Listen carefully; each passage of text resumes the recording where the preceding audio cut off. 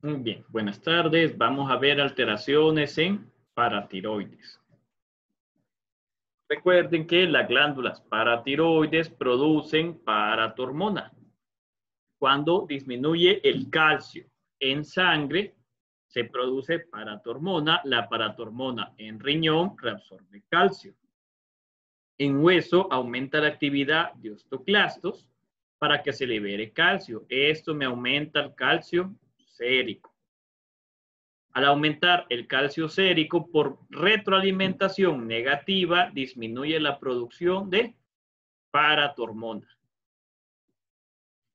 Aparte de la paratormona, también tenemos otras hormonas que se encargan de regular el metabolismo de calcio. Ya tenemos la vitamina D y también la calcitonina.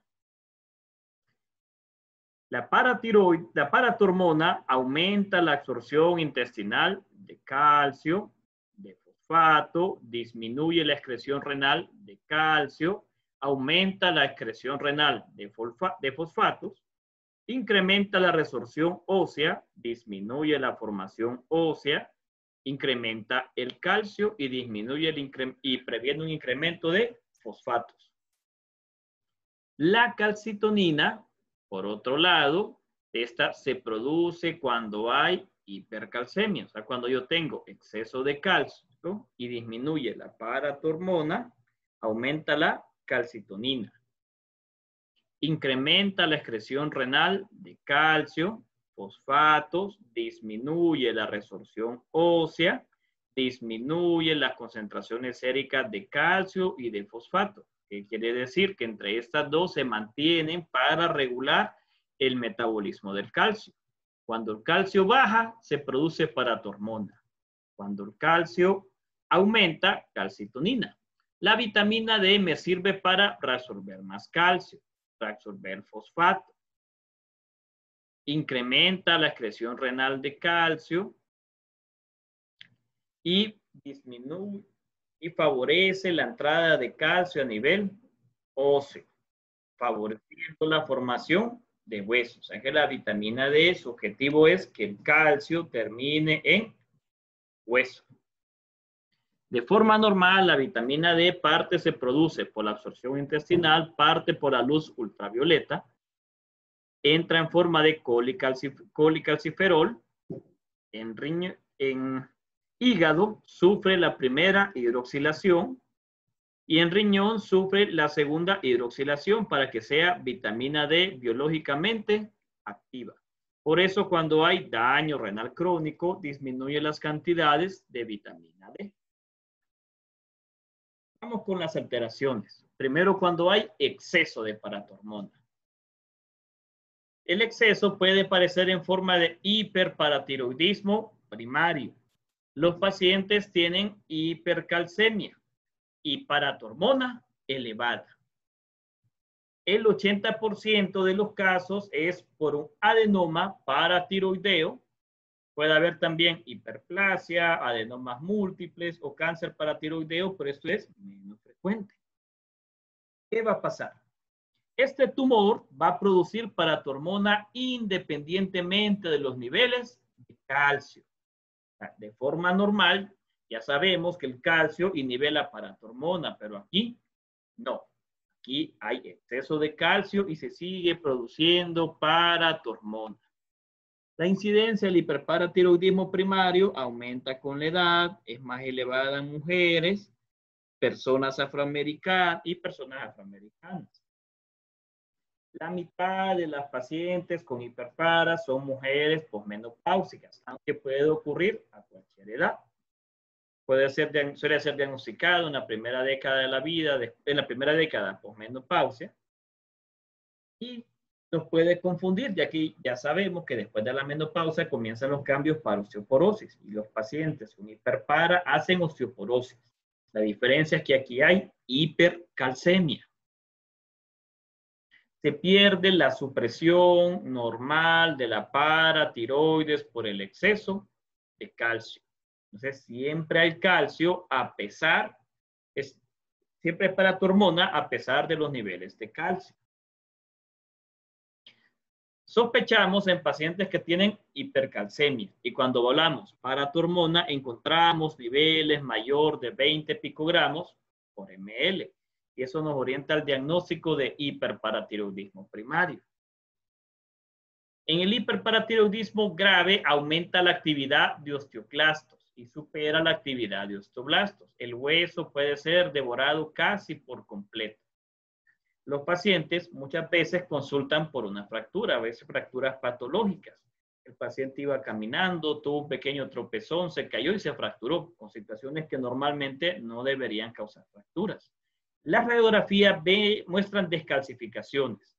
Puede haber lesiones quísticas gigantes que están llenas de osteoclastos y encontramos niveles de calcio de 12 a 15 miligramos por decilitro.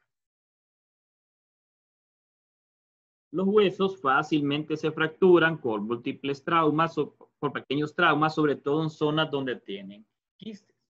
La actividad de los osteoblastos aumenta, tratando de formar nuevos huesos. La actividad de osteoblastos se ve reflejada porque se incrementan grandes cantidades de fosfatasa alcalina. Los pacientes tienen astenia, malestar general, debilidad muscular, náuseas, estreñimiento, pueden hacer úlceras, pancreatitis, confusión, depresión, psicosis. Si ven estas manifestaciones, pues no son específicas. Eso puede ser bien difícil sospechar. Nos orienta más cuando los pacientes tienen osteoporosis o dolor óseo de forma frecuente. Y yo mido niveles de calcio y están alterados. En riñón pueden formar cálculos, se pueden calcificar los riñones y pueden hacer diabetes insípida nefrogénica. Vemos que la diabetes insípida nefrogénica los pacientes van a tener ADH elevada, pero no actúan sus receptores y los pacientes hacen poliuria e hipernatremia. El calcio es tóxico para riñón, puede causar insuficiencia renal.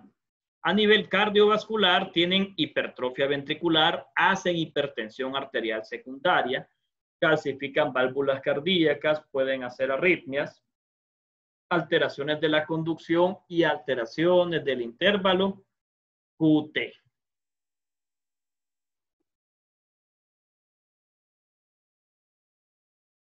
El hiperpara puede ser también secundario. Interesante. ¿Y de dónde? Si no se produce en adenopófisis. Bueno, el problema aquí no es hipófisis, sino el problema es riñón. El riñón es clave en el metabolismo de calcio, entonces la principal causa de hiperpara secundario es enfermedad renal. También se puede ver en déficit de vitamina D, problemas de mala absorción o hipercalciuria. La enfermedad renal es el mecanismo más estudiado de hiperpara secundario. Cuando disminuye la función renal, tengo menos excreción de fósforo, causando hiperfosfatemia. El fósforo se une al calcio, formando sales de calcio y fósforo. Esto me disminuye el calcio sérico. Entonces tengo hipocalcemia. Por otro lado, al estar afectado el riñón, disminuye la producción de vitamina D. Al disminuir la producción de vitamina D, se absorbe menos calcio y esto empeora la hipocalcemia. Resultado de esto, la hipocalcemia me da elevación de la paratormona. Entonces los pacientes tienen calcio bajo y paratormona elevada debido al daño renal. O sea que la insuficiencia renal puede dar hiperparatiroidismo secundario.